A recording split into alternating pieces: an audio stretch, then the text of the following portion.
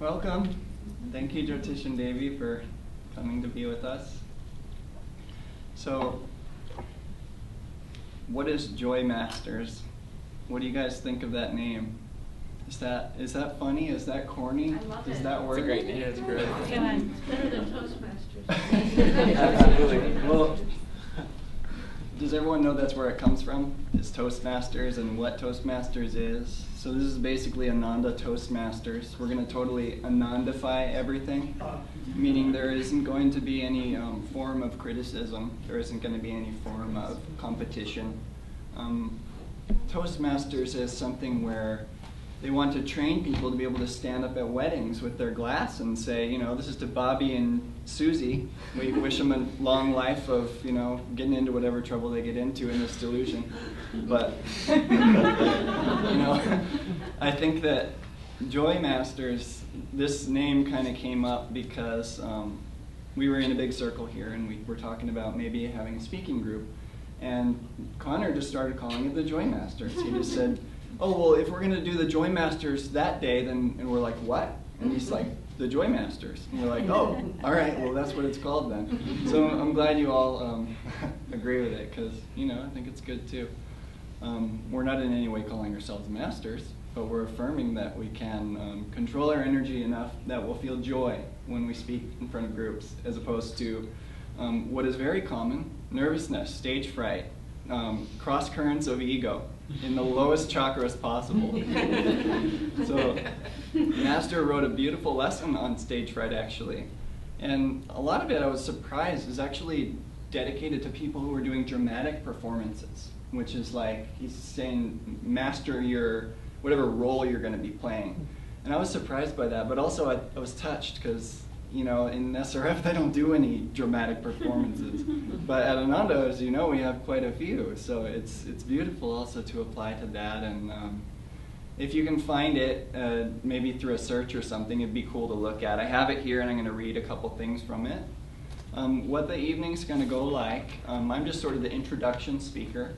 And what I think is a good idea is for each meeting, which will be once a month, each satsang, I think is a better word for it, there will be a different person as the introductor, as the person who stands up and says, welcome, you know, we're here, and share some thoughts of inspiration about how it's going and about what the subject is.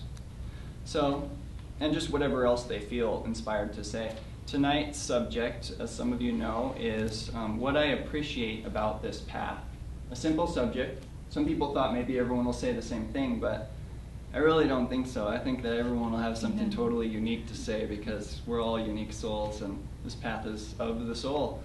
So there's a couple of points that I wanted to bring up about the motivation behind why we are doing this. Just to, I hope that you all agree. I mean, these are just things that came to my mind, but one is spiritual friendship. Sharing the teachings together, coming together to conquer our fears of inadequacy, for one, and also just to get more in tune, to put out energy to train ourselves to focus on, okay, I'm going to plan a talk. I'm going to learn how to plan a talk, and I'm going to do research on whatever subject I'm going to do, and I'm going to see how it works for me. Is it better for me to write notes and have them on a little podium here? Do I work better from inspiration? And we're just going to work you know, in our own way with that. But I think that the spiritual friendship side of it comes in where we're all doing this together, and it's not easy. It's not easy to stand up in front of a group and speak, at least early on. I don't know how it gets for you Naya Swamis who are so good at speaking, but for us early on, it's really a difficult thing to do. And so doing this together, I think, brings a greater bond. I really felt that night that we all spoke at the panel. I really felt bonded with everyone who spoke that night. Like, we were sharing water glasses with people who, you know, other speakers, but I wouldn't normally share water glasses. But that was just a small example of how just barriers get broken down. And Davey was talking about how our friendships will develop not only through the joyful, great experiences we have, but also the challenging ones and the times when we cry on each other's shoulder and go through really hard tests on the path. So our spiritual friendship, I think, is a main benefit from what we're doing here is let's develop that together. One of the other things is, of course, to gain experience speaking in front of groups. What does it feel like to have people looking at you and still trying to tune into the guru, and what is it that he's inspiring you to say? I just had the opportunity to watch the panel and today, and I looked at myself as I was speaking, and I just saw such distortion. I mean, of course, people are overcritical of their own consciousness and their own creative works a lot of the time. When they themselves have judgmental tendencies, they apply to oneself as well. So I was just seeing such distortions, like what wanted to flow kept getting like diverted by this current of like unsurety, or just what Master calls it is an inferiority complex. And he really addresses that with such a beautiful thing. He says, he addresses humility as the cure to an inferiority complex. And humbleness is good and magnetic and will draw kind attention and sympathy from your audience, whereas pride will cause sneers and apathy. This is Master addressing an inferiority complex. He goes straight to the heart of what he sees as the issue.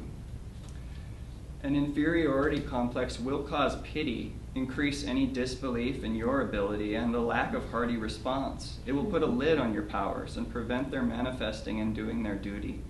It will cause you to underestimate your real ability. So down with an inferiority complex. You should always keep happy and contented just before your debut by maintaining cool confidence in your ability and the conviction that the outcome of your performance will be good, owing to God's working through you.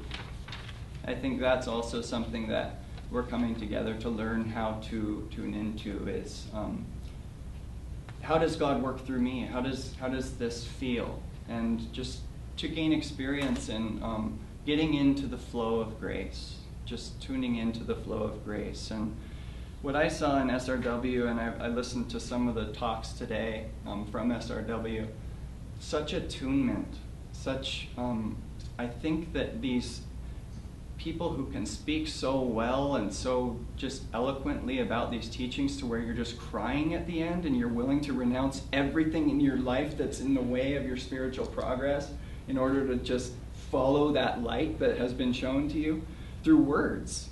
You know, but it's not only words, it's attunement. And the more that we ourselves strive to get in that attunement, the more that we ourselves will broadcast that light to people. And so I think that's also a main reason for us coming together like this. The last thing I'm going to read from Master's lesson is the last thing he wrote in it, which is, no matter what you can do, remember that God is the source and the flood flowing through all the channels of your powers. Knowing this, try to feel in whatever good work you do that God is working through you. So let's really focus on that. Those who are speaking tonight, just really try to make this a spiritual experience, because I think that's why Swamiji wants us to bring the work out, is so that we ourselves can get more in tune, so that we can feel this flow of grace, so that we can understand the teachings more by not only planning talks, not only trying to get our intellect working in a way that is understandable by others, but also just so that we can feel closer to God. After one speaks about God, it's a spiritual experience. It's as if you just came out of a deep meditation. It's an opportunity to commune with the divine when we speak about these teachings. And I think that's probably the main point that I want to just bring up before we begin this evening. So let me see if there's anything else. I want to go over just the basic flow of what's going to happen. The speakers will come up. They'll each speak for about 10 minutes. And then afterwards, once everyone has spoken, we'll have all who spoke come up, and we'll offer them a blessing, just 3 ohms, and then just to, just offer them gratitude and thanks for their for being brave this evening. And then Jyotish and Devi, if you will share some thoughts just from whatever you're feeling in the moment to just address about how things went for you. And I think every time we're going to have other guest ministers come, and I think it's really a nice thing to have them here and to just have that inspiration and vibration here. And at the end to have them just sort of comfort us that we all aren't going to get kicked out of Ananda because not that I actually think that, but and then if you would close with a prayer for us, that would be great. And so that's how the evening's going to go. And one last look at my little thing here. Possibilities for the future. This can be really fun. This kind of thing can be really fun. The different subjects that we address can be totally hilarious. We can have evenings where we're all just laughing the whole time. Something Savitri said that they did was they would draw out of a hat just random subjects, and that was their talk in the moment. So it's a spontaneity. I don't know the other word for it, but you know what I'm talking about. Impromptu, whoever said that. Yeah. So, we could have one, we can do hilarious subjects, and all the while, you're gaining experience kind of back and forth with the audience's energy, and, I think that is essential to bring humor into this, because one of the things I noticed about myself when I watched that panel today is I couldn't even smile when I was up there. I tried to, and it was like... You were awesome. Yeah, really good. I mean, I loved it. Our overcritical nature of ourselves is obviously an obstacle. I'm working with it. But I felt like there was these cross currents just cutting it, like from really getting big. So smiling is the most magnetic gift we can give to anyone. So remember to do that. And so let's begin. Badri, you're first. So I also want to thank everyone for coming this evening to support us, and especially Jyotish and Devi here to comfort us. No, that's wonderful.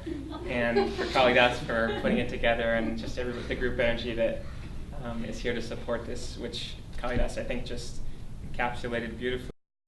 Really wonderful opportunity for us to gather together and have satsang and work on these really valuable tools and things together. So the topic for this evening, what I appreciate most about this path, I thought I could probably approach it from a couple different angles. I could try and talk for 10 minutes without breathing, which I'm already off to a good start. And I probably still wouldn't cover close to what I want, probably like a lot of us here. Or I could try to narrow it down to a few points, which I'll try and do this evening for about 10 minutes. And I think what inspires me most about this path, if I had to boil it down to one or to a few things, is really the opportunity to experience and to share joy, which is really what we're here for this evening. And it struck me when I first came onto the path, and it's always stuck with me, because we know Master taught, and the scriptures teach that God is Satchidananda.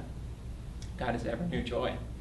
And it's existence, consciousness, and bliss, Master said, ever new joy. And so here we are, disciples of this path. And what do? We meditate, we serve, and we gather together in fellowship and satsang. And early on, coming onto the spiritual path for me, before I even really set 2 feet or 1 foot on the path, I read that somewhere in Master's lessons. And I thought, how can I experience this? How can I tune into ever new joy? What does that really mean to me? And so I was thinking about this for some time, and I came home from school, from college one day, and was greeted affectionately by my dog May, a big yellow Labrador, with a big smile and beautiful golden eyes. And I sat down with her to pet her, and it was just, she always would greet me that way, and I was happy to see her after a long day. She was happy to see me, nothing out of the ordinary. But something happened when I sat there, happy to see her, and I closed my eyes, and this something struck me, this thought of ever new joy. And it was an experience that the little bubble of my joy, of our joy, expanded to a great ocean of joy. And it was simple, but it was an experience for me of God as joy within my soul, within me. And it's always stayed with me. And I find that I'm still practicing that and trying to practice that every day in my service, in my meditation, and everything I do, as much as I can tune into the joy of my soul and try and share that with others and stay in that flow. I really get the most from it, from my life that way. And I think it's really the paramount of the spiritual path, because as Master says, it's what everybody wants. We know that everybody wants happiness, including us. And most people are looking in the wrong places, or they don't even know what it is they're looking for. But if it is happiness, it's like the joke that Swami tells about the man who said he and his wife were happy for 20 years, and then they met. Or about the other guy, and these aren't all around marriage, they just happen to be. It's not that way for me.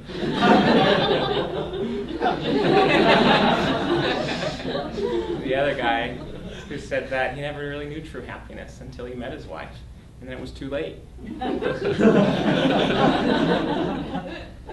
Not my experience, like I said. But we know from the teachings and from our experience that we can't find joy in partnership, even in, in anything outward, in things, in other people. We can cultivate it in ourselves and then expand it in those areas and bring it into those areas, so everything can be a conduit for that joy, but nothing in and of itself will give it to us. And that, like I said, I think is the utmost. That is really the crux of it. And so what are the things that we do? As I said, we meditate. And anytime I think about the spiritual path, or I kind of make bullet points out of it, it's meditation, it's sadhana, it's satsang, it's what we're doing, it's fellowship, and it's service, it's seva. And meditation is really the bedrock, we know. They don't necessarily go in that order, but in a way that's kind of the natural flow, I think, because meditation has to come first. We have to tune into it. We meditate every morning. Master said it's like a plant.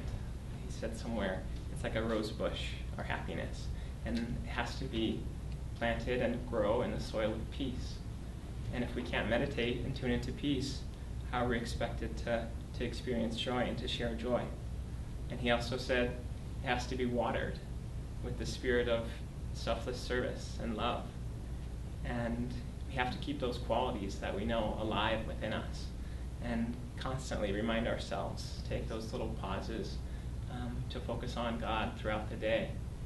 And as we meditate, we really expand that within us. And the last thing he said about that I read was that the only real food that can sustain that plant is daily meditation. And without that, we have nothing, because it all just crumbles. And so that is really why we meditate every morning, every night, every day. That's our path. And it goes so far beyond that, but again, this is kind of the core of it. We serve because, or rather, I was going to say satsang is kind of the natural second one, because what do? Our magnetism attracts us to other people who are seeking joy. And suddenly we find ourselves in a community, or a meditation group, or just with friends who are doing this. And it's the natural flow. Now we're sharing that joy with other people of like mind, and cultivating it. It's exactly what we're doing here. And it's a beautiful, beautiful thing. It was my experience coming here for the first time was so profound. It wasn't any of the outward things. I think it was really a wave of grace. When my brother and I first came here, it was like the vibration was really alive for me. And I tuned into what was happening here, and it just struck me so profoundly. And I think other people will also be receptive to that. And then the third one is, of course, service. Once we cultivate it in ourselves, we share it with others of like mind. We share it further by serving, by putting it into action. And this one for me is a challenge. The other two I have down. Not really. They're all a work in progress, but the third one I think is the one that gets the furthest outside ourselves. And there's 24 hours in every day. And so if we can't meditate for 24 hours, or just be with other people who are meditating, we have to do something. Like the Bhagavad Gita says, we're here to act in this world. And so we know the teaching is God is the doer. But how much of our action every day are we really conscious that God is the doer? Well, for me, I wish it was more. But when I take those pauses again and remind myself, it helps. And I think we're getting there. I really believe that we're getting there. When I look around this community and look at my friends, I think gradually there's just less of those blocks and of those cross currents.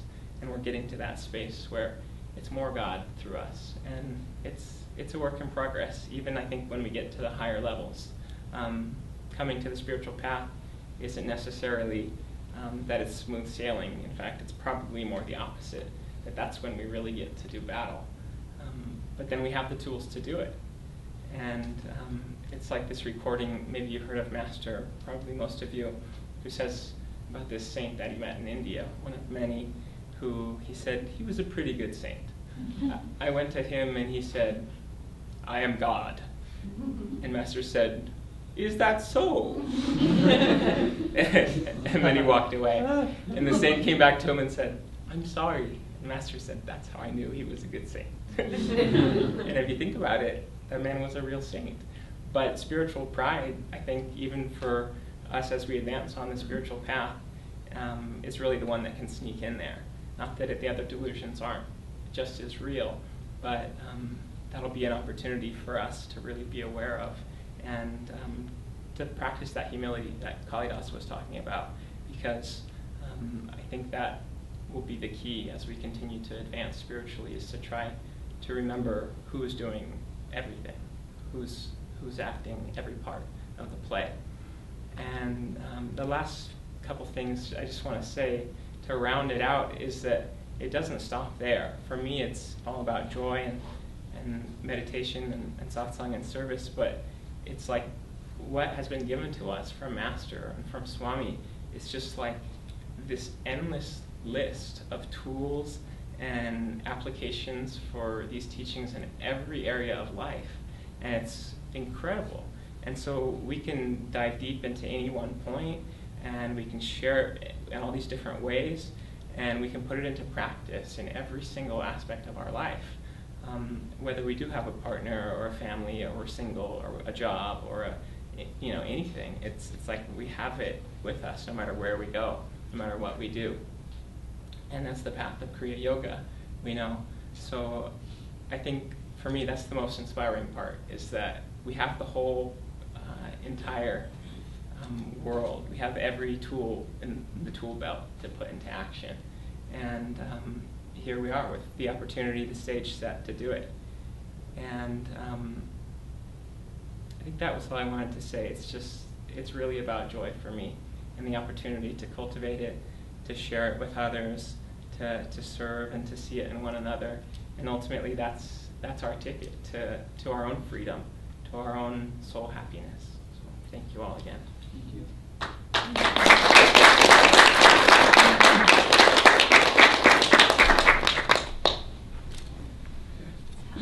Hello, everyone. Thank you for being here.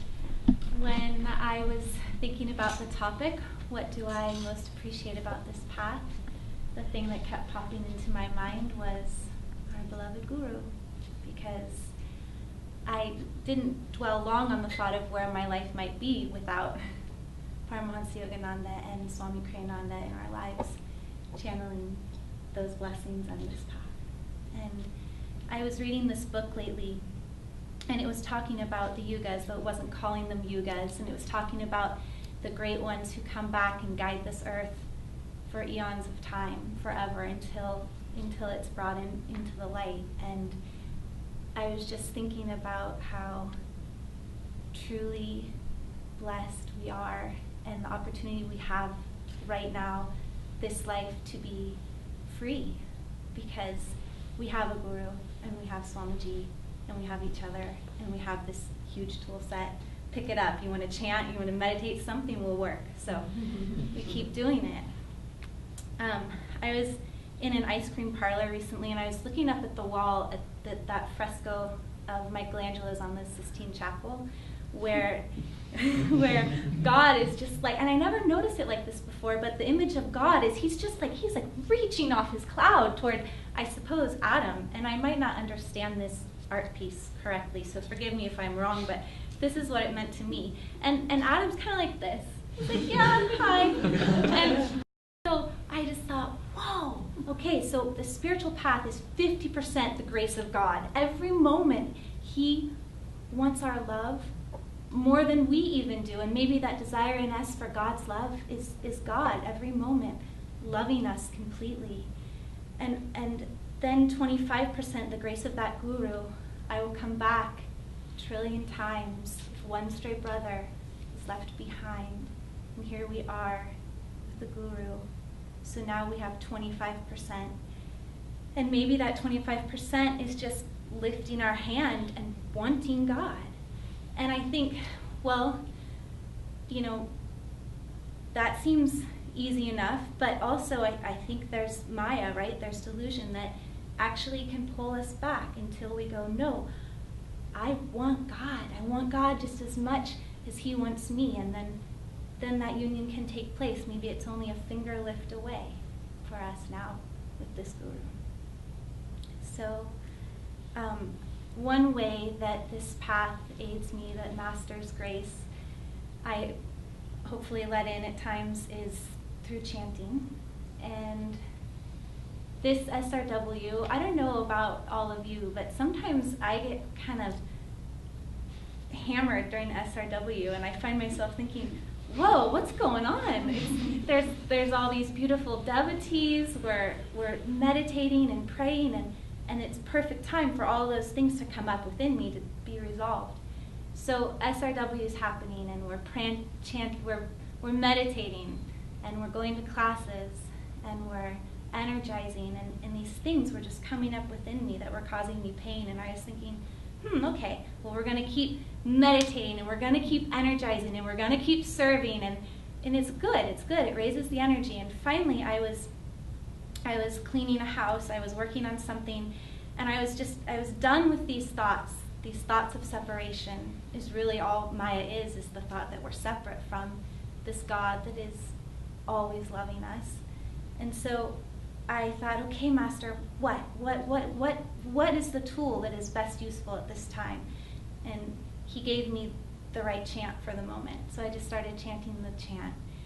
And I remember Jyotish has offered this to first chant a chant out loud, and then chant it quieter, and then chant it silently, and then feel the chant.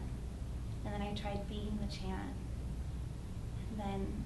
And then the separation could lift, because I was opening my heart enough to remember that there was nothing wrong. There's nothing that can ever harm us or diminish us, because our soul is ever already one with our beloved. And so I guess that's why chanting's half the battle, because it opens the heart. And when the heart is open and we're singing to God as our beloved or our friend or our dearest, then we forget to hold ourselves back, because we're singing God's name and we can remember that oneness. And so singing often helps me. And of course, the satsang and being with one another, and all the tools at different times, but at that moment, that helped me tremendously. I remember another time that I was trying to push through something, a block, and I just remember thinking I couldn't sleep, and so I was like, well, okay, I've already meditated, I still can't sleep, I should sleep, there's a lot to do tomorrow. But the thought came, how many times do I ever stay up all night and meditate? Not that many. How many times do I just sleep?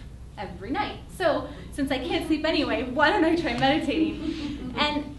And it was just, maybe I was like this. I thought I was trying, but I was probably still leaning back. And I didn't even have to meditate all night. I just had to be willing to. I just had to be willing to reach my hand towards God.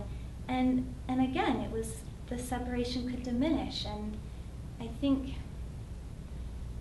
the more we're willing to reach towards that love that is ever there for us, the more we can feel those blessings, be channels for that light, and be free. So I wanted to just end briefly. This might be too quick, but that's probably okay. It'll give people more time. And we can just end briefly with a quick visualization. Someone led this once in a talk, and it was meaningful to me, so I thought we could try it today. To just visualize for a moment, get calm, get still, and then visualize for a moment the Guru's eyes, and chanting the words silently, Shri Yogananda, guide to inner freedom, steal into my heart of hearts, banish my delusions.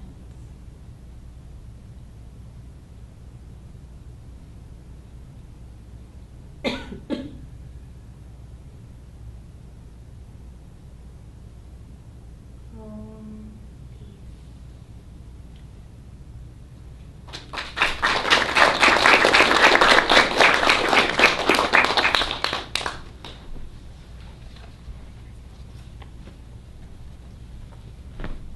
Hi everyone, thank you for joining. I was just doing that visualization, asking for the Guru to take away my delusions, and still nervous. But that's okay, we'll go on. He's cheering us on.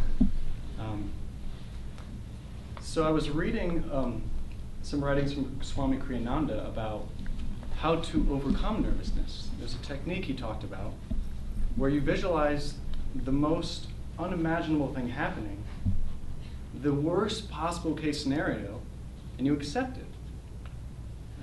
It's so simple. And he talks about, and actually Shivani touched on this in SRW. She talked about leaving Ananda. Oh no. Oh no. Or even first just getting told to move away from the garden.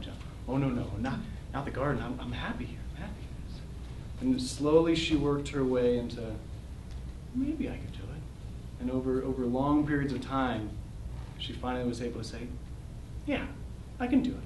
If he wants me to leave Ananda, I can do it. So she goes up and says, what about the garden for me? How would the garden work? He says, oh, well, you were good in the garden. Stay there. All that time she was worried over nothing. But she learned some valuable lessons, I'm sure. I didn't have that much time to practice going through all the different worst case scenarios. So I just started with, all right, I accept that I have to do this. I'm doing this. I'm going to do this joyfully as best I can, bring God into it. Some worst case scenarios that I've seen has happened to me is you're just so nervous, you're so frightened that you're paralyzed with fear, and you can't talk. You're at a point where you have no flow. Swami did that once, but he did it with, I'll just let God talk through me. And of course, he said the audience got nervous, and he was calm. He was just waiting for God. Come on, God. Speak to them. They need your inspiration. 2 minutes went by, and they were sweating. And finally, he stepped up and started talking. I know none of you are nervous. I'm not nervous. Well, okay, maybe a little bit. So I want to tell you about a story about how I came to Ananda, and there's some critical players here who helped me where I am today, how to get here and stay here and live here. I haven't told the story at length in a while. Actually, never started the timer, so we'll just keep going. Yeah, thanks. I haven't told the story at length since when I first got here, and a lot of times it's just too many details, and there's emotions involved that I've moved through. But I'll just start. So in 2000, and this is also getting into what I appreciate about Ananda. This is segueing into it. It was 2009. I was in my junior year of college. It was August. I was just about to start junior year. And my uncle sent me Autobiography of a Yogi. I wasn't very close with my uncle, but he dabbled in spirituality. He, one of the spiritual indigestion people where he read everything. He practiced everything. But for some reason, he said he got a nudge in meditation to where he said, I felt a nudge from Spirit, were the words he used, to send you this book.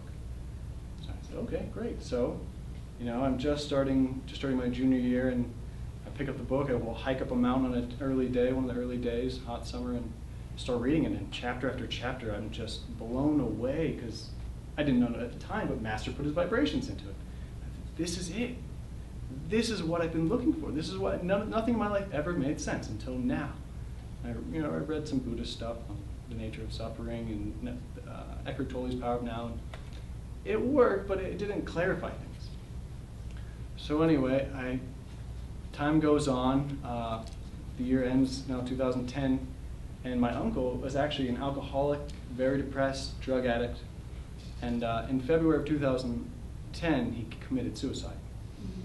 And I was meditating that morning, and I was having, it was good meditation, and I get a call from my dad, and I usually wouldn't pick up the phone, but I thought, I just did. I don't know what made me do it. So I picked up the phone, and he tells me the very stoic voice of someone who's telling you, someone you know has passed away. And I was fine on the phone. We talked for maybe a minute or two, and then I hung up. And immediately after I hung up, instead of that calm composure, which I don't know what was happening while I was on the phone, but immediately after I hung up, I bawled my eyes out. More suffering, more pain than I could have imagined over the loss of my uncle. And we weren't that close. But what I realized in retrospect is I wasn't really feeling so much the loss for him, so much of a loss of losing someone, as much as I felt what it must have gone through to actually commit the act. To what degree of suffering he must have been through to finally say, I'm going to do it. Because he had been considering it for years and years and years. And so that day, I was distraught. I didn't know what to do. So I journaled to try and clarify my mind. I couldn't meditate for the life of me. So I called a friend, and luckily he was home and he wanted to hang out. And so I went over, and he could tell on the phone that I was a little shaken. So I went over there to talk to him and started crying on his shoulders. And like a great friend, he consoled me. He's like, well, what do you want to do? You want to watch a movie? He's like, I was like, I can't watch a movie right now. I couldn't concentrate. But earlier that morning, I had signed to go do service. I got, college, they ask you to do service things, and I said, sure, I'll sign up that. I said, I'd really like to continue and do this. I'd really like to go ahead and serve in this way. And he said, sure, well, let's go together. So we did. And the whole thing about service, all it was just moving tons and tons, thousands upon thousands of books from one warehouse to the next warehouse. They were moving, I don't know what exactly was happening. I was just there to move books. I just need to get out of my head and move books. So I'm moving books. It's probably like an hour and a half in, and I'm on the truck. We've been doing all this stuff in the warehouse. I'm on the truck, and I'm putting up boxes, and this guy's handing me to the box. And so I put up one box at a point, and it said spirituality. I thought, I'm interested. So I start to pull the book down, and there was just enough books on there so that the very top book just slid into my arms, and it was Cities of Light.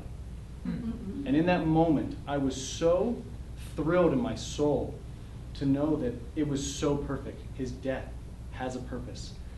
This moment has a purpose. That everything that happens, every thought, every second is so perfectly divinely guided that I realized it. Like Badri said, it was an experience. Ever New Joy was this experience. It wasn't a thought like, oh, there's a divine plan. It hit me so hard, I couldn't breathe. It was amazing. And I look over to the guy and I said, sir, I want to buy this book. And he said, do you have any money? That'll be $1. And I said, oh, okay. So I opened up, I had 10. I'll give you $10. So keep the book. So I kept the book, go home, time's moving on. I'm reading through the book, and in the middle of the book, there's a little advertisement card for Living with Spirit, a summer youth program. I'm reading through the book. I'm just, again, Swami's vibrations are coming into me. Seeds are being planted. I'm just so thrilled to find something that can help me understand life, help me understand myself. And so I decided, I want to fill this thing out.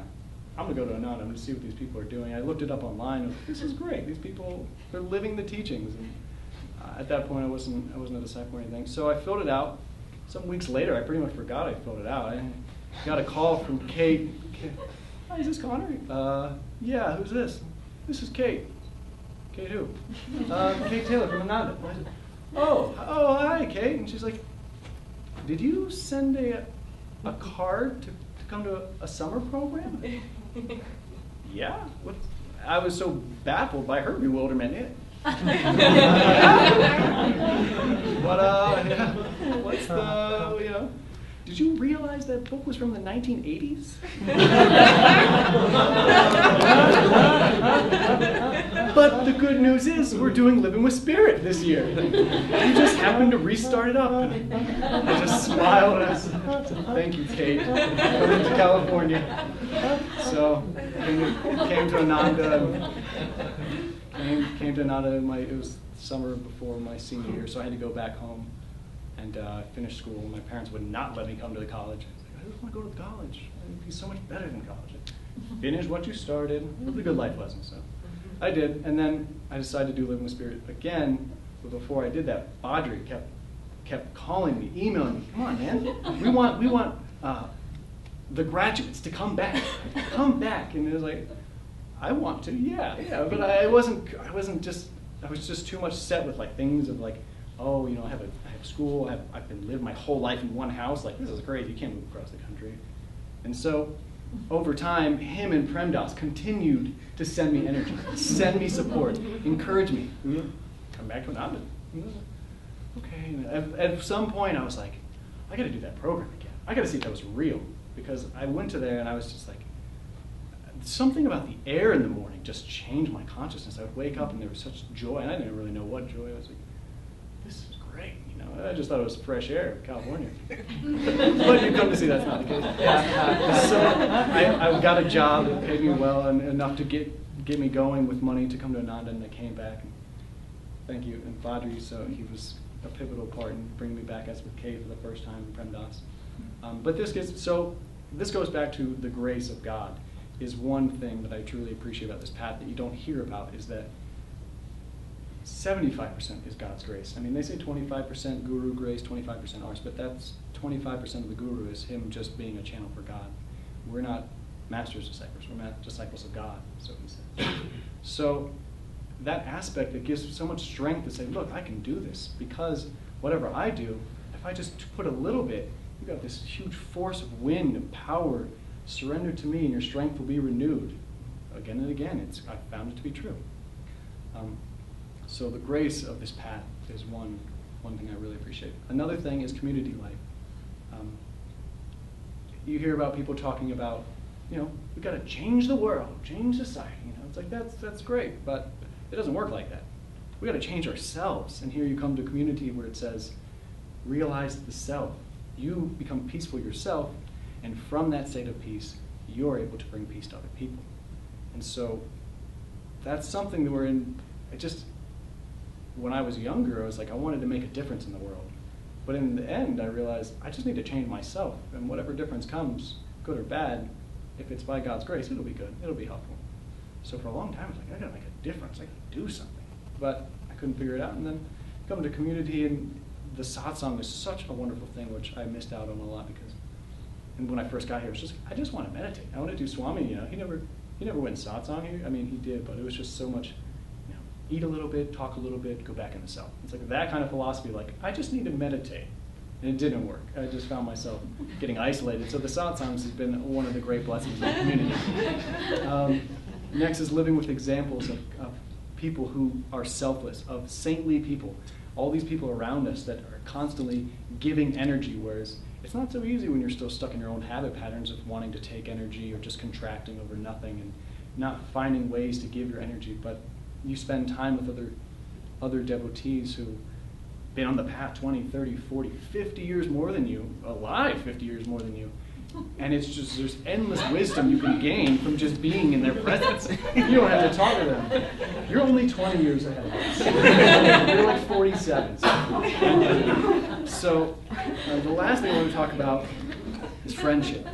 Friendship has been the most important thing to me on this path. Especially because growing up, I didn't have many friends. I realized all the friends I did have, one or two, maybe three, over time, I would have one friend and I would be best friends with them. It's like us two, no more kind of thing.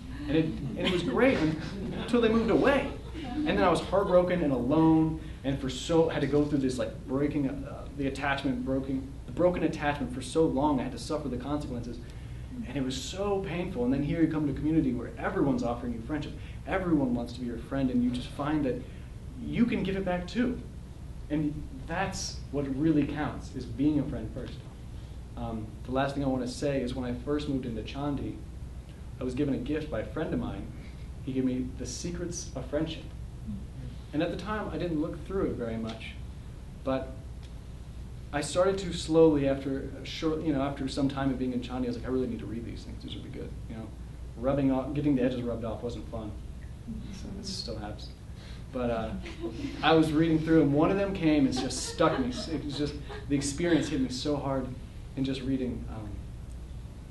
The secret of friendship is being a friend first and not demanding that a friendship of anyone else. And thus, therefore, make friendship a life priority. God bless us all.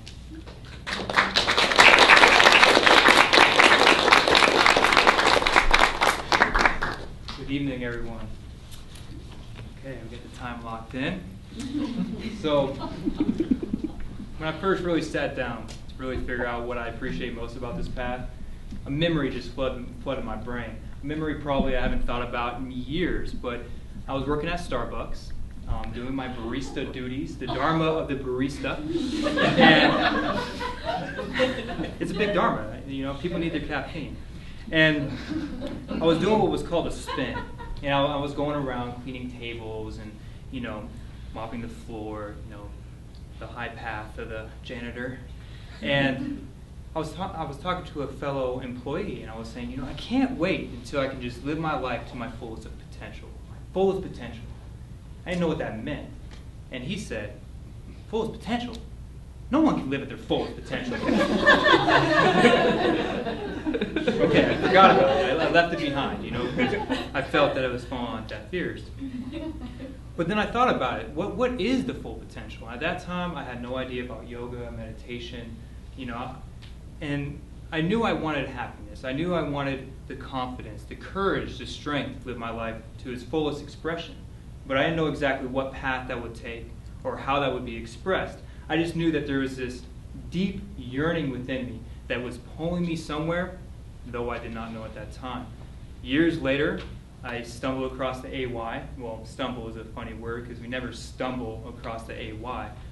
But it finally came into my life, and a friend of mine told me about Ananda. And I remember going up to Ananda Palo Alto, and I walked in, I saw a bumper sticker, license plate frame, joy is within you.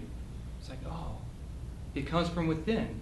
All the time I thought I needed to get something outside myself, pursue one experience or one possession after another, and time again, I was left more empty than I started. And so, joy is within you.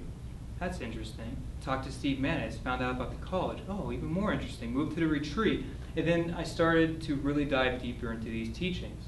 And so this really comes to what I most appreciate about this path, because it's not a path of acquiring new postures or acquiring new malas or anything on the outside, right? But it really draws all of our energy back inward and realizing that we are that joy, that we are that bliss, that we are complete within ourselves. And I remember, it was probably in Chandi, it took a while. But I remember sitting in meditation, and I was kind of struggling. I was battling with those cross currents, and things were just coming off. These dive bombers of negative thoughts or desires, whatever, were hitting me hard. And I just realized, you are that joy. You are that joy already. Just be that joy and feel that joy. You don't have to go anywhere. Kriya breath. Oh, that is the joy. And moment after moment, it started getting deeper. And I started feeling its reality, the tangibility.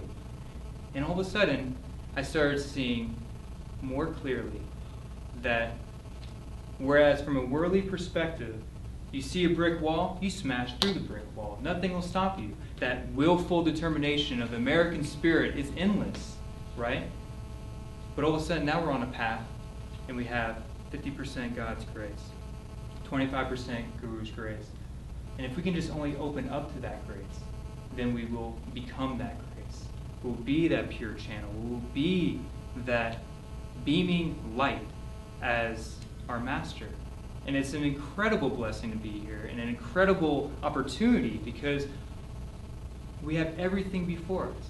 We have the teachings that make it real. We have the Guru's guidance that behind every crossroad of any challenge that we face in life, we just silence our mind. Say, oh, where do you want me to go, Master?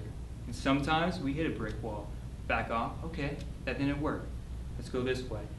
And all of a sudden we jump into a flow that really leads us to a freer state.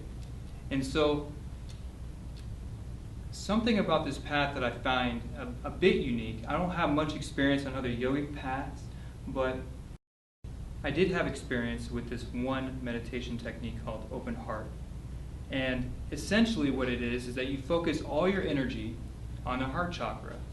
And you place your hand on your heart chakra, or on your heart, and you just close your eyes. And you wait. And you begin feeling some love. But there is no teachings, there is no philosophy, there is nothing to back that up. It offered nothing to the seeker that said, this is what you're doing because it'll lead you here. Or when you do this, try to tune into this. It didn't give any basis for really expanding what you're doing. So, as we know through our teachings, the heart is that gateway, that energy can either go up and offer to the divine, or if it's not channeled upward, it can go back downward to the senses. So because I was operating from a very habitual place, my energy went down and out. And quickly, that path really just diffused. There was no interest to further pursue that path because it wasn't really offering something that was lasting, something that was real. And so, coming back to this path, something that I appreciate so much with it is that we have everything. We have the teachings of a self-realized guru. We have the techniques that help us realize within ourselves who and what we really are. And we have the satsang, we have the community, we have everything that anybody, like Rose was saying, anybody with any type of temperament can come and say, you know what, I like chanting. I'm more of a karma yogi. I need to serve, I need to work on my meditation, but naturally I serve easier. Meditation, it just flows, right? Anybody and everybody can come to a yogic path, to any real tradition that has true guidance and say, you know, God alone is my true friend. God alone is my true existence. I'm going to realize that. And whatever it takes, wherever I go, I'm going to go. Now, I've touched upon it, but it's such a tremendous blessing to have a lineage, not only one, but 5 self-realized gurus. I mean, here we are. I mean, we're living in a place where we're walking around saints. And we live in community. We breathe and live these teachings. And we have the guidance of 5 Sat gurus. It's like, what could be better? What kind of blessing is this? Like, when I'm looking back at like my old life, like, you know, when I was leaving back, it's like, what did I do? Like, it could have been from this life, you know what I mean? But it just brought us here. And everything we're doing is just so powerfully magnetic and charged with that focus. And I just feel so blessed. You know, it's funny because when I first started thinking about this, it's like, okay, point here, point there, let's do this point. And, you know, everything was so automatic, but now it's like just to really feel those blessings, you know, and to share those blessings and to expand those blessings through service to the world. You know, I just feel so honored to be part of this. And every part of this path, every aspect of it, and that really just brings us closer to home and helps us become those lights, help us become pure channels of that joy. It's just such a journey. And I just want to thank all of you. I don't know if I'm cutting the time or not, but I just don't feel like saying anything else.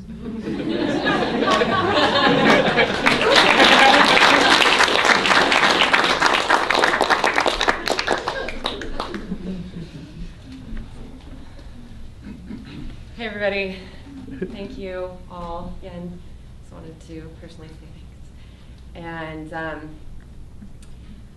Kalidas, I really want to thank you for doing this. And when I was thinking about it, you know, it was just like, oh, of course I'm going to do that. I mean, of course me, like I'm going to do that. I mean, yeah, of course. But then I thought about it. Then I started thinking about it because when I was on the panel, I was just like, I'm not going to think about it at all. and I'm just going to come up and I'm going to be totally organic, and I'm going to just channel a master and la la la. And then I get up there and all that came out was just this like emotion. Like I almost started crying. I'm like, hey, come on. And I thought about it today, and I called Kalidas. I'm like, Kalidas, I've got cold feet. I don't know if I can do this. And he's like, of course you can, Kate. I'm like, yeah, okay, yeah. But I was thinking, like, gosh, I am nervous. Like, what if this is like ministers in training? Like, I better put on a good face because what if that's what I want to do someday? I'm like, oh God, then the pressure's on. Anyway, I just want to say thanks. Here we are. And I think in really the first thing, like, okay, what does my intuition say? What do I really appreciate about the path? And I'm just like, I just thought immediately, it's always been there. The path, the right way, has always been there. And I always have been aware of that, in a sense, where I feel really blessed to have met my spiritual family and my guru at 9 years old. And I didn't really know what I was walking into except for an office building, and it was draped with, pretty sheets. And, this was Ananda, Palo Alto in 1989, and I knew what an office building was. And I thought, okay, this is a little weird because I'm going from having gone to Sunday, service every Sunday in a Catholic church, this big vacuous place that, beautiful. I always found myself just staring out of the stained glass windows like, God, when am I going to get out there? Okay, because I really felt one with spirit and nature. And I was that kid that was like, tra-la-la, singing through the flowers, singing prayers, and like, I love God, and the forest, and all of these things. And I'm like, I just am not feeling it, man. Like, God, I know you're in here, in this church somewhere, but if you could just give me a sign, like maybe it'd be nice and I could enjoy being here. But mostly I was just staring out the window like, look at the pretty colors. God is in the colors. Well, sure enough, 9 years old, we went to Ananda, Palo Alto, and I was in the little Sunday school thing, which was way better than sitting in the pews in a Catholic church. And I just remember coloring the masters, and Brian may have been there. But we were just like doing this artwork and being creative, being outlets, and feeling. I just was like, God is here in this room. This is amazing. And then we go in for the Festival of Light. I about died. I felt like I could have died and been reborn because it felt like a womb. And I walked in and everything was dim, and it was just this feeling of home, like I'm coming home again. Like I'm coming home. And I walk down and I'm like, okay, so I hold my hands like this, and I go up and I open them up, and they give me the thing, and then I put it in my mouth, and then I walk away. Okay, got it. All right. So I was like watching everybody, and I'm like, this is so different. We're walking down like I'm used to, but then everybody's going up, and you can see they're just glowing. And I walk up, and I'm just like, I want this. Whatever this is this is what I want. And I go up there, and I see the pictures of the masters, and I see Asha. I'm like, hi. I came home. Here I am. And I go, and I'm just like, hello. And I felt God, and I said, oh, thank you, thank you, thank you. I'm so happy to be here. And from that moment on, that was 9 years old. It took me 20 years to get here. Even though I knew God in this way, that I knew this path, I met my family, I always knew it was there, for better or for worse. And maybe sometimes it was like, Kate, you know better, you should be doing this, this, and this. No, it's okay, Kate, you are a child of God, you're doing the best you can. No, she knows. Asha knows, and she's watching, if anything. And I just, no matter what, no matter trials, no matter tribulations, no matter joy, no matter whatever it was, I always had that sense of, I know where I'm going. And that the path gave that to me, that I knew that no matter what, God is there.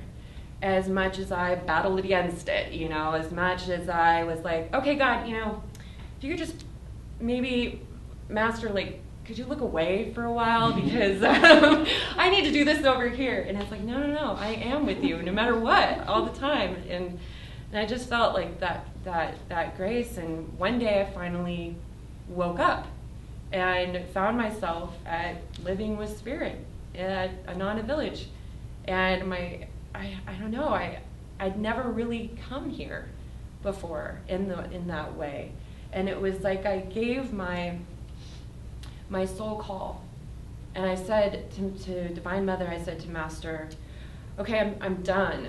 I'm done with battling it out, thinking that you want to see me suffer, or that, my way is going to always be hard. And I gave out that soul call, and I said, I know you're there. You never left.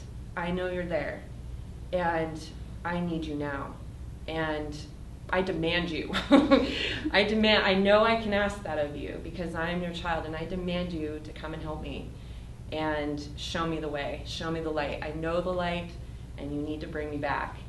And here I was at the village, Spirit in Nature.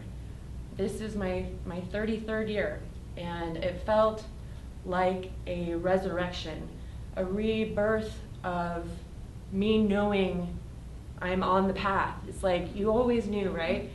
I always knew. But, okay, I got here, and now at 33, this is my 5th summer.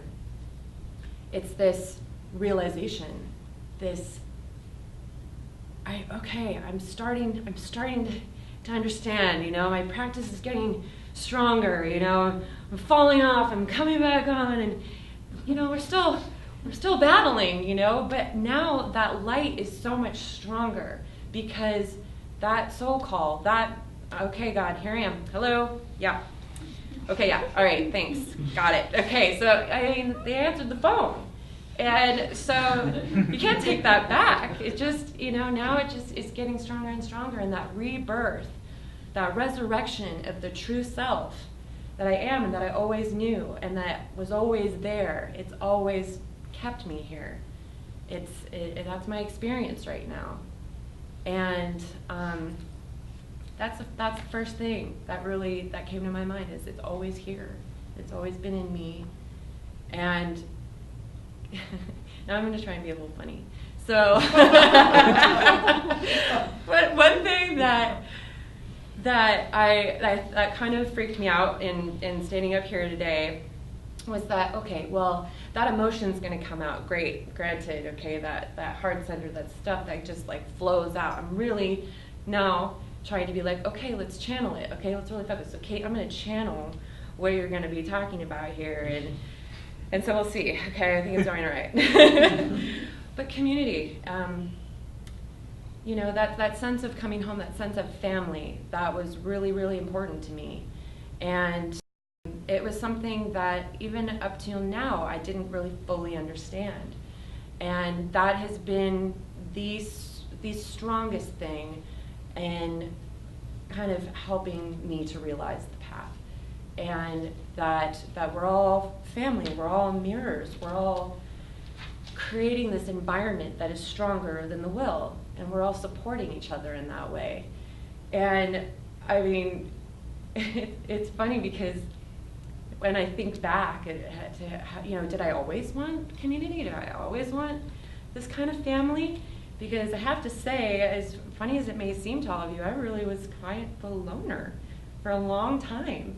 And not until I made a decision, like I'm not going to be a loner anymore. It was kind of like, I'm kind of a loner. Well, I remember driving in the car with my folks, and I was talking about my hopes and my dreams and my aspirations as I did sometimes, staring out the window, or I was just really thinking, wouldn't it be great? My child was like 5 or 6. I would really like it if people could live as a family where they could all have different jobs, things that inspired them, but they all did it for the sense of value that it gave to them, not for the monetary, material value. Don't you guys think that would be really great? Because then we'd be able to spend more time together doing the things that we like to do. And my parents, bless them, I remember the glance that they gave in the front of the car to each other, just like, oh, our daydreamer daughter. You know, they're like, Kate, that's so very sweet, but honey, that sounds a lot like socialism. And you'll find out when you get older, it doesn't quite work that way. I was like, oh, why? You know, like, I really just want us all to be happy. And anyway, they were, that's lovely, honey, that's lovely. And I thought, no, but that's, you know, socialism, I didn't quite think that fit. But now that I look back at it, you know, it's just like, no, this is what I wanted. I wanted us, you know, I wanted a place where we all were living in our true potential, in our true sense of worth, doing what it is that fulfills us. And the whole time that I was out there in the world, I listened to things like that. Well, that's great, Kate, but the reality is this. And I got to wake up and be like, you know what? That's what the duality is. We are, you know, like I was out there like, okay, I need to get a job and I need to, you know, use these skills and make it work that way. Like conceptually, it didn't make any sense at all. You know, really, I just wanted to love and be happy and free. And I had a therapist when I was a kid, and then she was like, hey, I think you were born in the wrong era. Like, you should have been in the 60s. That's what everybody wants, peace and love and happiness. I'm like, no, still, I don't get it. Oh, no, it's not quite for me. But, you know, so anyway, I'm out there and struggling against that, you know, thinking, oh, well, reality is this. No, get here. And it's like all those skills, those things that I was trying to use, you know, build sales. Like, I had this job where I finally given up on everything, and I'm like, I'm going to go work at Nordstrom. All right. Well, that I learned the best experience. It was really quite wonderful because I was feeling so sad and so depressed about anything. Like here I was, you know, going through college and reading Spanish literature. Again, my daydreaming, all the literature, the romance, the Hispanic culture, the tight-knit family, all of this is swirling around. It's like, no, you've got to have a job. You've got to have a job. I'm like, fine, I'll go to Nordstrom. I'll get a job, whatever. And I managed to turn that business that I got, you know, hired to do, because I wasn't a makeup artist that wasn't really wearing any makeup. They're like, oh, we'll put her over in the corner, you know, and we'll see how she does. I increased their sales by over 50% within a couple of months. And people are like, who are you? Where did you come from out of the corner of nowhere? Like, they hired me to be their account executive, and I'm like, whoa, I had no idea. I had no idea I'd been blessed with sales experience, you know. Like, okay, business savvy, blah, blah, blah, whatever. I had no idea, and it wasn't fulfilling. It's like, great, all right, check. My parents probably should think that this is good, that I'm getting to this, you know, high-paying job, account executive, getting to travel, national makeup artist. I'm like, check, check, check, check. I don't feel it. I don't feel it at all. There is no joy here. I quickly quit the job, and they're like, you're doing so well. And I'm like, no, I'm not. I'm not doing well at all. In fact, I'm not doing good, period. Hence the soul call. And guess what? I'm at Master's Market. Okay, fantastic. That's where my dharma is, the business, you know. But now, because I'm doing it for Master, there's fulfillment there. And it's like, you know, my skills, those things that I was born with that I didn't quite know what to do with and just managed to do okay with. Now it's for God, and it's for all of us, and it's for expansion. And it's like, you know, again, it's like knowing the path and knowing it's always there. And like, I know one day I will lead a life that is full of this potential. I know God sees it. I know God sees it, and I just have to find it. And therefore, the path, as much as I've diverted or squirreled around, it's always been there, no matter what. My guru is there.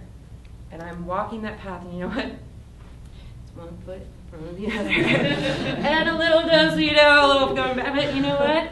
We're on that path, and I'm really, really happy that we're all on it together.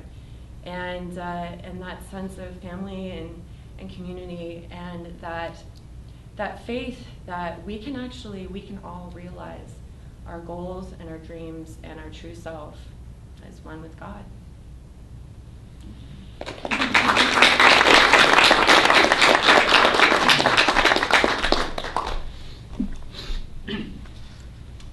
welcome, comrades, to the socialist meeting. I wanted to talk a little bit about something that I've always been really impressed with the teachings, and that's the broadness of them. Their ability to cross every border, to bridge every gap, to reach every soul. When I first came onto the path, I think a lot of people assume that being born into Ananda is sort of an automatic, although you see lots of examples where it's not, and it is a great blessing. I mean, obviously, everyone picks their home, and I picked this one, and I could not be happier with that choice. But it made it a little bit hard to see it when I first came. I ended up, you know, I grew up in the Ananda schools, I grew up in the community for the first 14 years of my life. And in that time, I was exposed to a wide range of the teachings. I was so familiar with the faces on the altar. I could have probably, if I had any talent drawing, I probably could have reproduced them. I had heard Swamiji said this, Swamiji said that, Master said this, and none of it seemed wrong to me, but I didn't really connect with it. It didn't resound with me in the time. I just sort of was going my own way. And later on, I realized that that's part of the process. We all have to take our own path. But when I first came to find that I wasn't getting what I wanted out of life, it was a little bit, I didn't realize it right away. So many people have, when they tell their stories of coming to the path, they're like, oh, I was looking for something and I wasn't finding it. Everything was coming up empty. And it was for me too, but I never really connected the dots that it was empty, because I looked around at my friends and they were all fine people, but they were sort of in the same place I was. They weren't really fulfilled by what life was giving them, but they had somehow grown to accept that. And at the time I thought, okay, I can do that. I can just accept monotony for the next, 70 years. That should be fine. And then after like 20 minutes of that, I felt pretty depressed. And this kept going and going. And I mean, every year that I spent away from Ananda, in retrospect, was a year that I became more disillusioned and a little just more sad. And that's the only way I can think to put it. And by the time I was finished with college almost, I was like, okay, I'm going to get a job, I'm going to make money, that's fine, but why? I looked around at all my friends and they were somehow pleased enough with that they went along with it. And what I sort of realized on reflecting is everyone has the ability to recognize truth when they see it. And it's that some people, I think, haven't been exposed to it yet. They haven't been able to see truth in a way that makes sense to them. And that's what I appreciate about these teachings, is the full spectrum of them. They go everywhere from Kriya Yoga, the highest technique we have on this planet for achieving God realization. It's the airplane route. All the way back down through Om technique and Hang Sa and everything else, all the way back down to energy and magnetism, all the way back down as far as you can reach, because every single thing that we touch, that touches us, that is in this existence, is a manifestation of God. And so we have, our eventual destiny is to realize that, and so why not realize it now? I want to get back to when I first came onto the path, because it was difficult for me. I found the teachings, well, first I found the teachings through Swamiji, as did most of us who are here. I came to SRW a year before I was finished with college, and I never knew why. It was the weirdest impulse that I had ever had. I got off work and I was like, I have 4 free days. I could catch the end of SRW. There's no context for that happening in my life. So I can only think that somebody was tapping me on the shoulder and whispering in my ear. I came to SRW. I don't remember anything that happened except that when Swami spoke, I was hanging on every word. But I don't remember what any of those words were. All I remember is the youth should go to India. Okay, I'm going to go to India. So I go a year later after having no more connection with the path. I hadn't been meditating. I hadn't been practicing anything. Hang Sa, it was all out the window, maybe once in the time after that. But I still had this idea, I've got to go to India. So I show up in India. And I had this idea that I was just going to travel around and go to hostels and the fun stuff. And that never really quite worked. I landed in India with swine flu that I caught in Paris. And so I was pretty near what I considered the bottom that I could achieve physically. I was really right in that wheelhouse. And so I basically slept for a week. And after that cleansing, I found this idea came to me. Nothing else has worked. You've just gone through Europe. You've just had this great time doing all the same stuff, living the life you were living before, but in a more exotic location, because that must work, right? It hadn't. So I ended up in India. I was like, you know what, I'll try this. I'll try this meditation thing. I'll try, I was happy as a kid. Maybe there's something to that. And that thought didn't make any logical sense, but it made sense to me. And so I stayed there and I learned the first thing. I relearned Hong Sa. I find the process of the techniques very interesting because it's a lot like masters kind of holding our hand every step. There's a reason. In India, technique oriented, and everyone always asks, why can't I have Kriya now? Why can't you give me Kriya now? I read about an autobiography, I want it now. And the reason is, Master takes us every step of the way just as much as we're ready to go. And he won't let us go, ever. And that's an amazing thing to think about, because even if that path leads you away from the teachings in an outward way, once you've made that contact, he's always with you. And for me, I was never advanced farther in this path than I could handle. And that was a lot for me. I don't find the sort of more philosophical areas of the path, I didn't find the more philosophical areas of the path very fulfilling. I couldn't understand the higher things, but I could understand, if you do this, you will feel this. It's very scientific. This is what I appreciate about the science of yoga. It's very practical. And it came from the East, but it's especially manifesting in the West. This is why Master brought the work here, is because we are scientific minded. We can try things, and if A, then B. If A causes B, then A must be true. And so I did it that way. I remember a college friend visited me when I was in India, and by then I had started recording with Swamiji, but I wasn't yet a disciple. And she asked me, this was out of context for her. She had known me as just a regular college person, and she knew there was some background in meditation, but I really dropped off the grid. None of my friends knew what to do with this information. And she asked me, why are you doing this? What is it that you get out of this?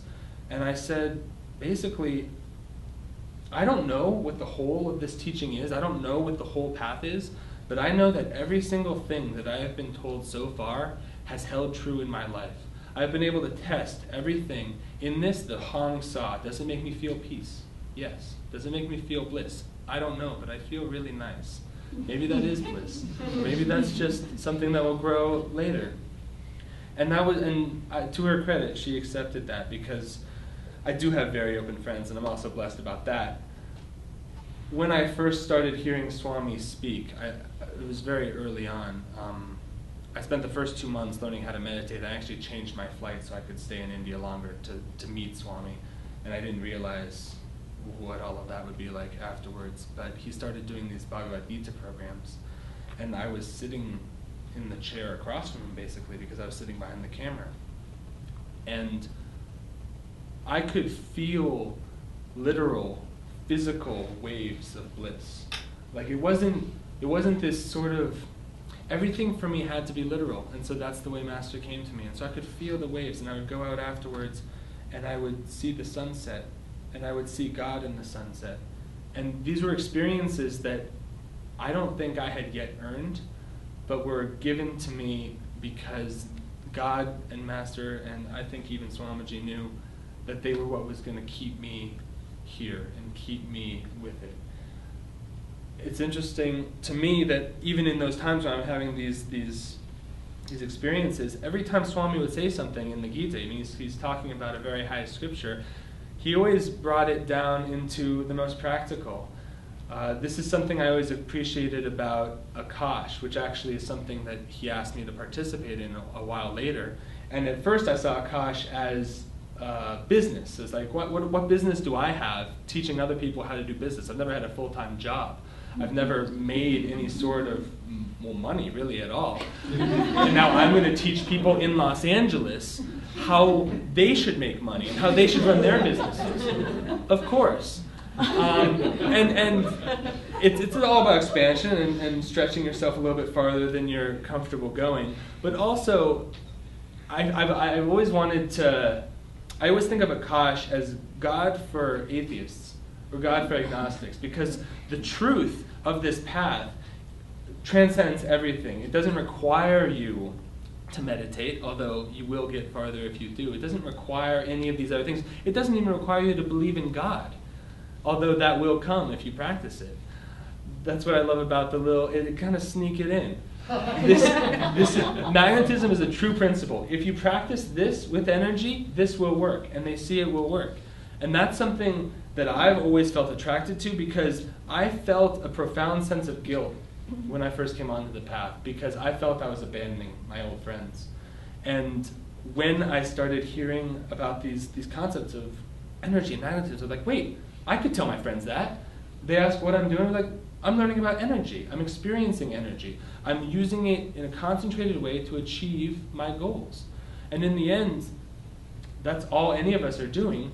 The people here have a higher goal, or at least a more focused goal, and that's to find God. But the people out there do too. They just don't know it yet.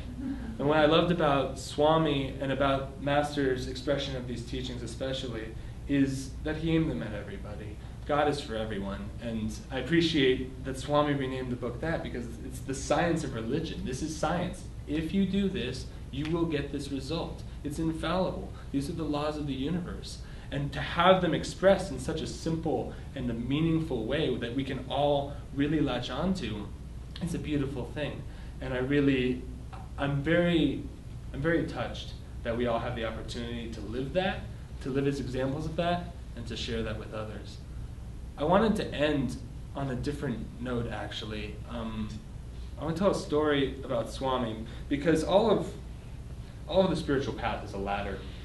I love this metaphor always when Swami would say, you only really need to go the next step up. You shouldn't even really try. You should always know that you're going to the top of the ladder, and that's God. But you should always go for the next rung, because that's what you can achieve. And maybe you can skip a couple rungs, but you should be within that range. And after I spent my first time with Swami, I had a trip already arranged to go to Spain.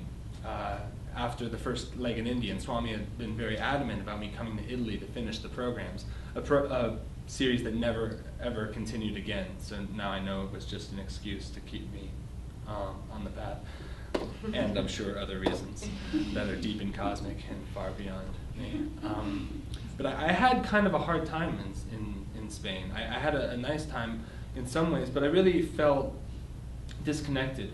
I felt like I really fell a lot. My practice fell away almost immediately. I wasn't able to meditate. I could barely get the energy together to just energize in the morning.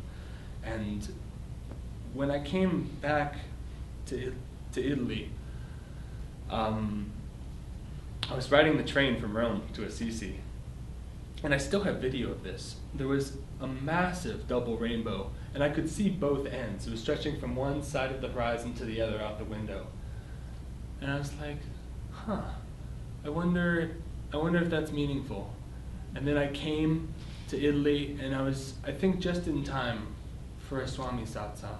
And I happened to be standing in the hallway by accident when he came. And even though I was feeling guilt for having failed, I hadn't meditated, I hadn't done the things that I thought I would do. I thought I had made this promise to God, and I had failed. The thing Swami said to me when he saw me again was, "You look well." And I always appreciated that, because it wasn't Swami and Master and God, they don't see this.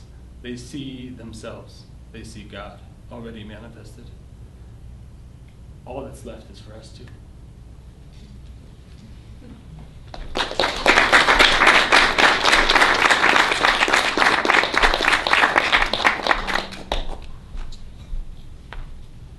Okay, well, I'm just so grateful that this night turned out to be something really amazing. And I've been part of public speaking events before, and sometimes people talk about, what they eat for dinner or some other superficial topics. And see all of the speakers tonight just really go deep in what they believe in and why they're here at Ananda, and I hope this becomes something that continues and more people come, and I feel like it has a lot of promise, and I feel like we all have a lot of promise.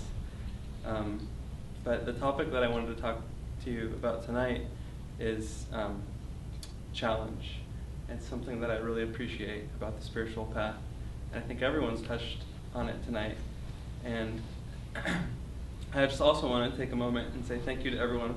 I feel like this is a really charging, energetic event, and when I go home tonight, it'll be something that I can think about and give me a lot of energy and enthusiasm for just being here at Ananda. I think just connecting with each other is so important. It's probably many of you know we start school tomorrow, and I'm in many places at once right now, and I have to spend all day with parents and doing parent meetings, and I have to prepare for all these classes, and it's really hard, and but I like challenges, and I'm here to talk about why challenges are good and why challenges are actually my favorite part about the spiritual path. Challenge, adversity, and difficulty. I think that that's why we're here in many ways, because it speeds up the evolution, and it gives us lessons more quickly, and it burns up karma more quickly. But I remember that the first time I tried to meditate, my cat had fleas.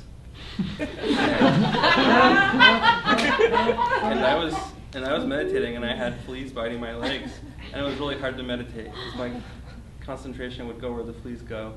But after a while, I just thought, do I really want to learn how to concentrate, or do I want to learn how to be aware of fleas biting me? And I could have moved and went, gone outside or done something else, but I learned to concentrate.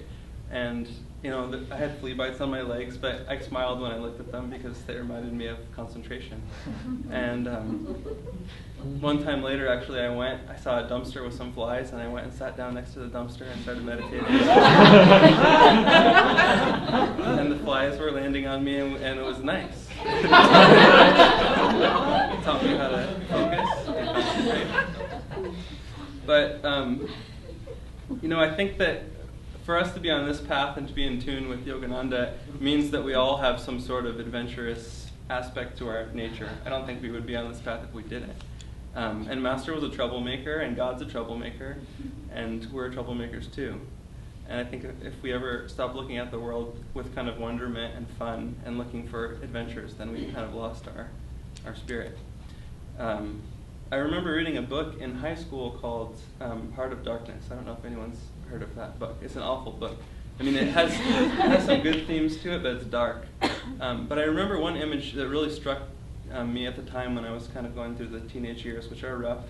And a character was looking at this map. He had a map spread out before him, and he saw all the charted areas of the world, of the sea, of different continents. And he looked at Africa, and there, in the heart of the Congo, as you travel up into the Congo, there was a blank spot on the map, and no one had ever been there, and no one had ever charted those areas. And this young man who was looking at this map had this deep desire to go discover uncharted territory, and he wasn't particularly interested in Africa or the Congo or the dangers that people go there to seek ivory sometimes, or for some other not very nice reasons. But he wanted to go discover uncharted territory. And when I was growing up, I wanted to discover uncharted territory. And it wasn't until later that I realized that was meditation, and that was the inner uncharted territory.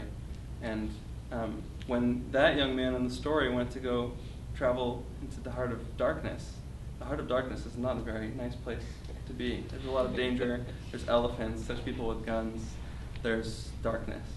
And when we close our eyes, when we first try to meditate, what do we see? Darkness. And sometimes I can actually remember the loneliest moments of my life have been sometimes in deep meditation right before I had some sort of breakthrough or realization or saw some light. Being one with God, or looking to be one with God, can make you feel really lonely. But again, it's that challenge of saying, how deep can I go on God? How farther away from the world can I get? It's not easy, and it's painful. And fleas and flies are a small example of that. But I think, I know, or I believe someone at Ananda once said, it's one of those floating phrases, I guess, that as the spiritual path continues, it gets easier and it gets harder. And it gets easier because we grow stronger by facing our challenges. But it gets harder because we have more karma and we take on more responsibility and we encircle our dharma. We put our arms out and encircle our friends, and then we lift them up along with ourselves. And when I first came to Ananda, moving to Ananda was like loss in the physical world. I lost my girlfriend, I lost my job, I lost all my money, I lost my profession, my secure job. It was all loss. And I came to Ananda and I had student loans, and it didn't look like I could get a job in the first 6 months, and my credit card bills and things were coming, and it was painful. And I couldn't find a job, and I was like, why am I here? But I knew why I was here. And that was to climb in somebody's basement and spray mold, because that's what Property Services had me do so that I could stay here. And so for 3 months, I was crawling in a muddy basement. I was about this high, and I was spraying mold with vinegar. And I smelled like vinegar and mold for many days. And I had a lot of time to think in that moldy basement. And I thought about why I was here. And something about crawling around in mud and just being in a dark, dirty place, it kind of makes you feel like an animal. And it kind of shrinks your consciousness. And it was not a good, to be down there for 5 or 6 hours is not a good experience. I don't recommend it for anyone. But it just continually enforced this idea of the spiritual warrior, or this idea of adversity makes us stronger, and challenge makes us more powerful and more capable of helping others. I don't want to just be able to help myself. I want to be able to help others. And digging ditches and working on the physical plane, and I had just come from the world of teaching, and I had all these beautiful teaching ideas. But I came here and I worked with construction, and I dug ditches for 9 months, which is the typical Ananda initiation for college graduates, I think. And it was wonderful. And and eventually an opening came for me to teach, and I said, okay, I'm going to teach. And Nitai said, we don't have a position. I'm not interested in you right now. And he pushed me away. And then later I came back and I said, okay, Nitai, I want to teach. The new year is starting. And he said, okay, go spend a year up at the college and learn EFL, and then maybe you can teach. And so I had some astrological gems, and I sold those, and I went up to the college, and I took a year of education for life and some other college experiences. It was my 8th year of college, so now I have a PhD, kind of. And it was everything since I've gotten to Ananda on the physical plane has been hard, very, very difficult. And now when I think back on that, I realize, well, it was difficult, but it was manageable. But even more difficult than the physical plane stuff I realize now, is the challenge to our egos, to our personalities, the group living, all the things that are spiritually uplifting can also be very painful to the personality. And I remember one little dagger that I still remember was it's these small little things that sometimes have a big impact on us. And I had just been teaching in Sacramento, and I was trucking along, and I was doing pretty well, but I was kind of looking for support from people. And I ran into Davey at the mail room, and Davey just looked at me and just said, oh, you're doing such a good job. And I was like, oh, she's supporting me. And I opened my mouth, and I was about to say, yeah, I'm teaching these inner city kids, and I'm really cleaning up the streets, and I'm making a difference in the world. And before I could even get a few words out, she just tapped me on the shoulder really sweetly and just walked away. And I was just like, oh, she doesn't care. But I was so very grateful for that experience, because my friends at Ananda, who are in this room, care about my highest potential. And they don't really care about, maybe they care as human friends, but they don't really care about what's happening in my life in the current moment that will change in another moment. They just want to support my innermost self, and they just want to support my innermost growth, and they want me to reach my highest potential. And that's what I want from my friends. And it's very painful on the physical plane sometimes. It makes you feel very lonely. It brings you lots of challenges, and the challenges get more difficult. But I just have felt more joy and more zest for life, more vitality, more energy. The more you embrace the adventuresome spirit and just embrace all the darkness with the light and realize that it's all God and it's all enjoyable. I just think there's such a beauty to life that we can all experience, and that not a lot of the world can experience, because they don't know that challenge is joy, and they don't know that adversity brings you closer to spirit and closer to truth. And I'm just so grateful that we have a path that teaches us and a guru that attunes us to a state of being where through the crash of breaking worlds, in the greatest pleasures and the worst sorrows, we remain unshaken, and we remain we have that inner focus and that inner childlike joy. So that's what I wanted to share with you tonight. Thank you.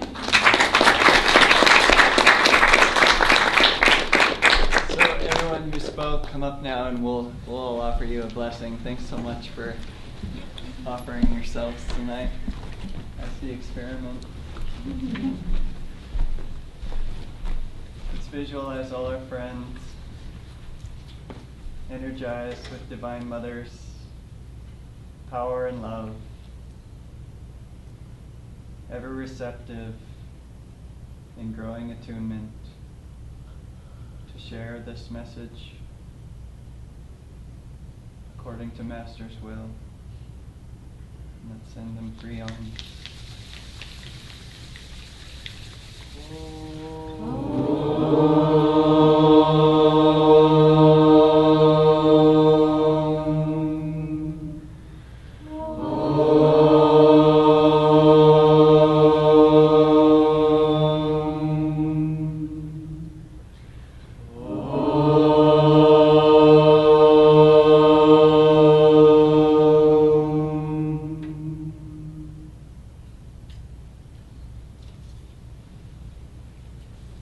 Thanks, Colin. Yeah, thank you, Colin.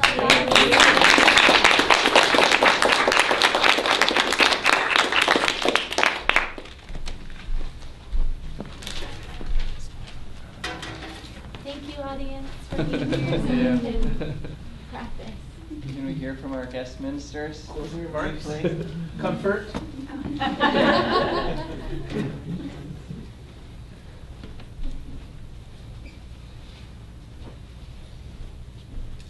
Sorry we kept you guys here so long. I hope you're not No, tired. no. You guys, let me start by saying you guys are way, way beyond needing comforting. All you need is encouragement. That was very, very deeply inspiring.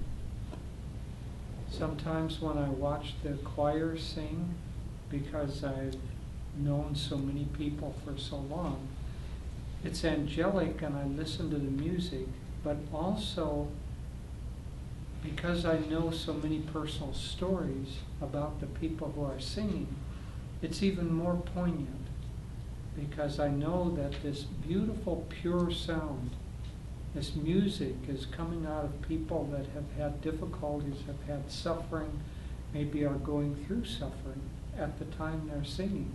And yet this beautiful, beautiful music is coming out. And I was deeply inspired tonight by how much beauty and wisdom and clarity, but most of all, how much attunement to spirit all of you, every one of you, had in what you were talking about.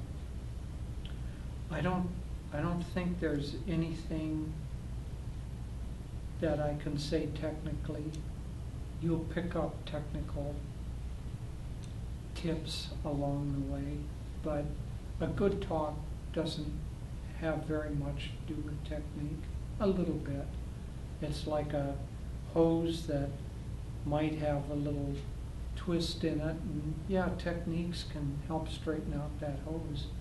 But the main thing is that all of you are open to allowing the flow of spirit to come through in a very authentic, in a very deep, in a very heartfelt, meaningful way.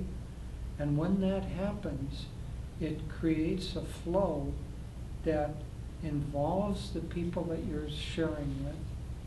I don't think you should think too much about giving talks. I think what happened tonight was not so much talks. I didn't see a lot of notes. I didn't see a lot of caring about that. What I saw was the true giving of talks, which is just sharing. Sharing with people who are receptive. Sometimes you'll find apparently audiences that don't seem as receptive, but I don't think that's really true. Everybody's hungry. And what God and Master in this path has given us is the true food to share with people. And they may be a little reluctant to receive that food because they haven't seen it before. They haven't seen good fresh vegetables. They've only had, like when we grew up, canned spinach. That was as close as we got to fresh vegetables, at least during the winter time. But we and all of you demonstrated that you have such a lot to give. So you don't need comforting. You just need encouragement to share. It's one time, in fact, it was Devarshi, when he was moving up to Seattle to help be the minister there. He came and asked for some advice on giving classes. And I said, the only advice that I have for you is go give 500 classes and then come back and we can talk some more. and that's the only advice that I would have for all of you. You already have everything that you need. You just need some experience, and you need enough experience so that you're not at all nervous about sharing. You just share. I didn't see nervousness tonight. I know some of you talked about it, but it wasn't really apparent or obvious. It was, as I said, deep and sincere and a very, very uplifting sharing that you gave. And so you don't need comforting, you just need encouragement. I'll just add a few things. Like Jyotish, I was just, well, as someone said last night that Andy said about his mother, you guys are awesome. But in a deep way. I mean, every one of you, what I felt was, I mean, the talks were beautiful and light and fun, but underneath, each one of you had reached that point, and it can't be any other way, that point of anguish and pain, where you just say, there's got to be more than this. And for some people, they take the choice of Connor's uncle, and they just say, I can't take it anymore. And for some people, it's that window opens. And when Dion said, I never did anything to deserve that, don't believe it for a moment. Don't believe it for a moment. None of you are here without lifetimes of struggling to get here. And it will become clearer over time that that's true. But you all deserve it. You deserve much more than you know. And so many things that you all said. When Rose said she was going through a hard time through SRW, finally, somebody admitted it. For me, every year, SRW is the worst year of my life. The worst week of my life. Because it's like I always go through a huge karmic test every year at SRW, and you put on a happy face and you go through it. But that's what God's saying. You know, the fleas are biting, the flies are landing on you, but you just keep concentrated. And Connor, I was so amazed when that Cities of Light book came to you, because that's when we wrote that book. I think it was Ananda's 15th anniversary or something like that. And Jyotish and I and some others did a whole tour called Cities of Light, and it was pretty much a disaster. I mean, I remember we went to one place to give a talk, and we were in this little room, and there was a little poster outside, Cities of Light, and right next to it was a movie theater. There was a big marquee that said Prince of Darkness. Everybody was going to the Prince of Darkness. Nobody was going to the But you found it, and you sent in the application even though it was 20 years old. I mean, amazing. But that was why we did those tours, so that book could get out there. But I remember, I think it was David Kretzmann who came to talk with us, and he said, my generation, David's generation, which is your generation more or less, he said, there's really an affinity between you guys and our generation. Like in between, there was sort of a gap. But there's an affinity, and I feel like all of you, even though we may be 50 years older than you,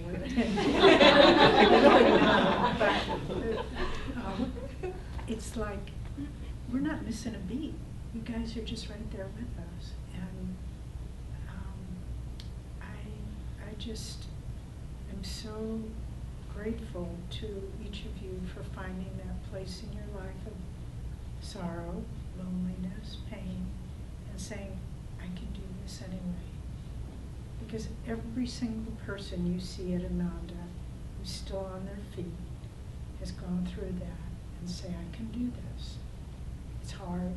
I'm not, you know, I remember the first winter I was here, I didn't know anybody. I was living in an unheated teepee, and I just was about to leave. I thought, I don't need this. I can go back to warmth and friends and everything, security. And I just reached that point that everybody was talking about, where you just say, I can walk away from the light, but I'm going to come back here. You know, I'll always end up at the same point, and I either work through it or I go sideways. And I can go sideways for many lifetimes, and we all have. Then you finally get to the point where you say, I don't want to go sideways anymore. I want to work it through. And so the only comfort I can give you is we who have gone before you have been where you are, maybe if we're lucky. And we kept going, and you all will too. And just as honestly, some years in the future, some of you, maybe all of you, will be somewhere in the world. There'll be a group of shining disciples sitting in front of you, and you're supposed to give them comfort. And all you can say is, I'm in awe of you. And you, each of you has brought something forward that is going to profoundly help the world. And I'm sorry I didn't listen to you roundabout teaching, but that is it. You have so much more than that, and all of you together will fulfill Master's dream. God bless you. I want to just say one more thing that struck me as I was listening. I don't know what it feels like for you people who are younger, but I hear you talk about kind of the generation gap or something. From my viewpoint, I don't think there's a generation gap. I don't think you guys, by and large, are younger than we are. I think that what happened is that we have been together a lot of times, and somewhere in the astral world, we were together, just like Swami and a bunch of others are up there now, when, just think of it this way, Swami and a lot of our friends are up in the astral world. If Davy and I manage to hang on here for another 20 years or so, when we arrive in the astral world, we'll be the younger generation. Is there a generation gap? I don't think so. I think we're all a grouping of people, of souls. And we just happen to get the cards this time around dealt to us that said, you guys go down in the 1960s and the 1970s and you work at that time. And we'll come down 20 or 30 or 40 years later, because by the time we come down, you're going to need a whole new fresh wave of volunteers to carry on this work. But I don't think there's any generation gap. You guys feel like peers, and you feel like It's like a relay race. Yeah, a relay race. You feel a continuation of the same group of people and the same team that came here and got Ananda started. And I think there's just a time where Ananda is going to spread these principles. I don't care too much about Ananda, not Ananda. It's the principles